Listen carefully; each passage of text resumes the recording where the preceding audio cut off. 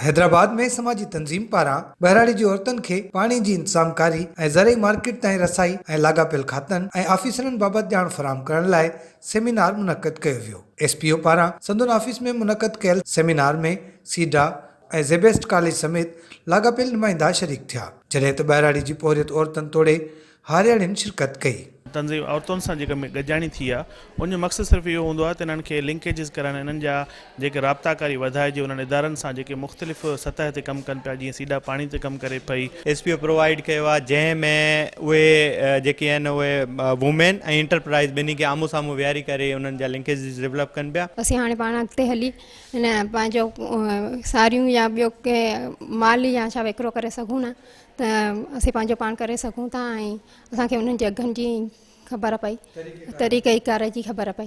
जेकॾहिं अन्न पंहिंजो पाण माण्हू वञी खणी कारखाने ते ॾिए थो त उहो बहितरु आहे।